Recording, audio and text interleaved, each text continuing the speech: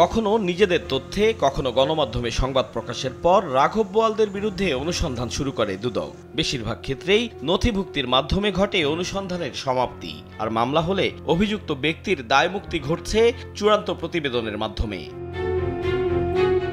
অর্থাৎ দুর্নীতি প্রমাণ করতে পেরে সাজা ভোগ করানো গেছে এমন ব্যক্তির সংখ্যা হাতে গোনা। আর এক্ষেত্রে উচ্চ আদালতে আপিলের দীর্ঘসূত্রিতা বড় প্রতিবন্ধকতা বলে মনে করছেন দুদকের সাবেক এ মহাপরিচালক। মামলাগুলো দুদকের আদালতে আছে, সেই আদালতে মামলা নিষ্পত্তি হয় বছরে 10%ও হয় না। ট্রায়াল কোর্টে মামলা বিচার হয়তোবা ঠেলে টুলে কোনো মতে তাড়াতাড়ি হয়ে যাচ্ছে, কিন্তু হাইকোর্টে এসে দেখা যাচ্ছে এইগুলো আবার জমে যাচ্ছে, এগুলো নিষ্পত্তি হচ্ছে না। দুদকের আইনজীবীও বলছেন বিচারিক প্রক্রিয়ার কারণেই এ দীর্ঘসূত্রিতা। দুর্নীতিবাজ বড় হোক বা ছোট, সকলের বিরুদ্ধেই সজাগ ও সক্রিয় দুদক। নগদের কাছে সব গ্রাহকই প্রিয়, তাই তো সারা দেশে ক্যাশ আউট চার্জ সবচেয়ে কম। জেনারেল এরশাদের কনভিকশন হয়েছে, প্রাইম মিনিস্টার কাজী জাফরের কনভিকশন হয়েছে, বেগম খালেদা জিয়ার কনভিকশন হয়েছে দুদকের মামলাতে, মোফাজ্জল হোসেন চৌধুরীর মায়ের কনভিকশন হয়েছে, হাইকোর্টে অ্যাকুটেল হয়েছে, অ্যাপিলিটেশন পেন্ডিং। হাজি সেলিমের মামলা কনভিকশন হাইকোর্ট পর্যন্ত একটা অংশ বহাল আছে, সেটাও অ্যাপিলিটেশন পেন্ডিং।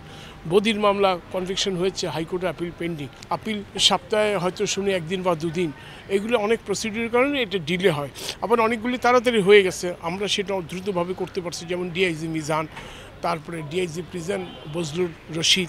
এসব ছাপিয়ে রাঘব বোয়ালদের লাপাত্তা হওয়া ঠেকাতে না পারার প্রচুর সমালোচনা রয়েছে দুদকের বিরুদ্ধে, যা নতুন করে উঠল পুলিশের সাবেক আইজি বেনজির, সাবেক এনবিআর কর্মকর্তা মতিউর রহমানের প্রসঙ্গে।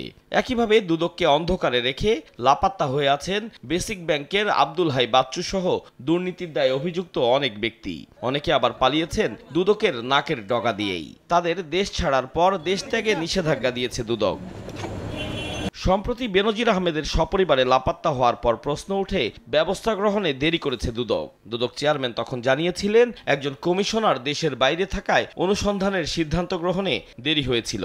আপনার বোধহয় এপ্রিলের 5 বা 6 তারিখে আসছেন, হ্যাঁ 7-8। আপনার এপ্রিলে কবে গেছেন জানি যেতে বাইরে? এপ্রিলের 6 তারিখে উনি গেছেন দেশে।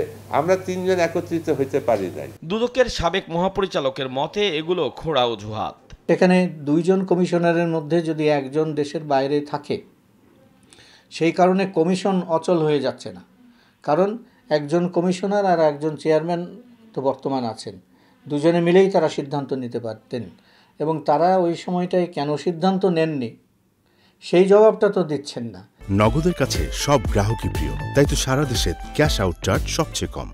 সংশ্লিষ্টদের মতে দুর্নীতি দমনে দুদকের থাকতে হবে সদিচ্ছা, ব্যবহার করতে হবে সব হাতিয়ার, নিজেদেরও থাকতে হবে দুর্নীতিমুক্ত।